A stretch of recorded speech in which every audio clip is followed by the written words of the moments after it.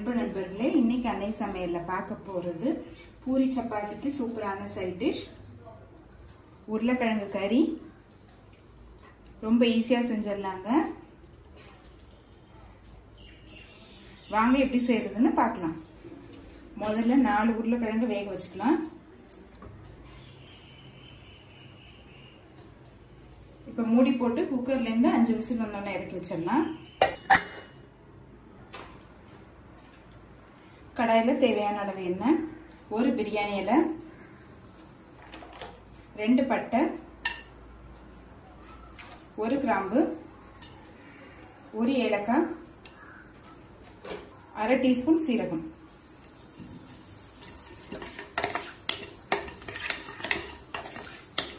அடுத்தது பொடியான இருக்குன்னு 2 வெங்காயத்தை சேர்த்துக்கலாம்.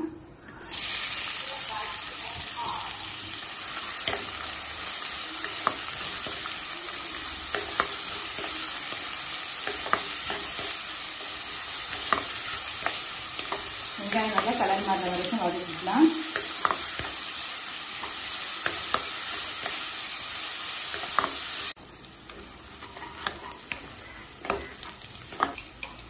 ரெண்டு டீஸ்பூன் இஞ்சி பூண்டு விழுது,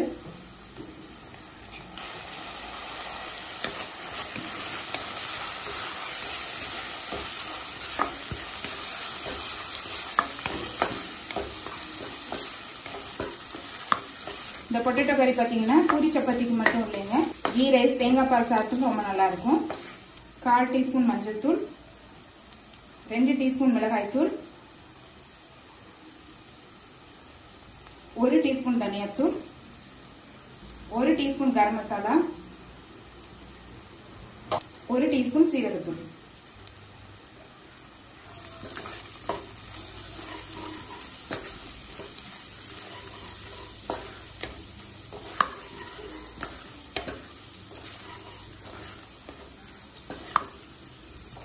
நல்லா 1 நிமிஷம் வரைக்கும் வதக்கிக்கலாங்க.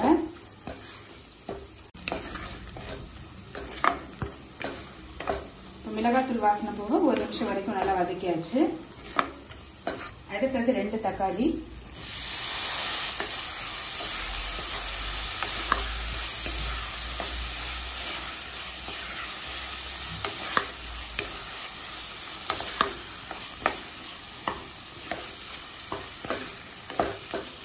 இந்த கிரேவிக்கு தக்காளி கொஞ்சம் அதிகமா போட்டுக்கோங்க.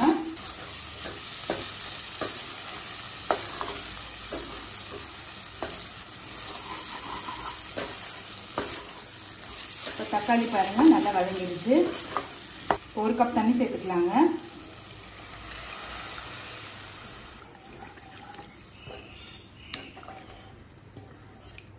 இப்ப வேக வச்ச உருளைக்கிழங்கு இதுல சேர்த்துக்கலாங்க.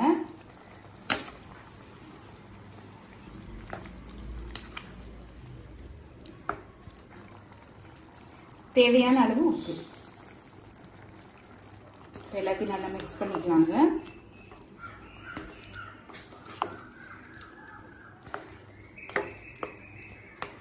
ஒரு பாதி உருளைக்கிழங்கு மட்டும் இது மாதிரி நல்லா மேஷ் பண்ணி சேர்த்துக்கலாம். இது வந்து கறிக்கு நல்ல திக்னஸ் கொடுக்குங்க. இது மாதிரி உருளைக்கிழங்கு நல்லா மசிச்சு சேர்த்தா.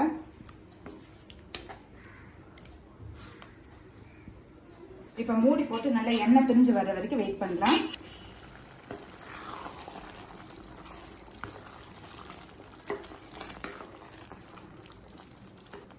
இப்ப உருளைக்கிழங்கு கறி நல்லா திக்காயிடுச்சு.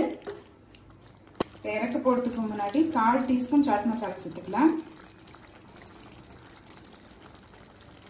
கொஞ்சம் கொத்தமல்லி,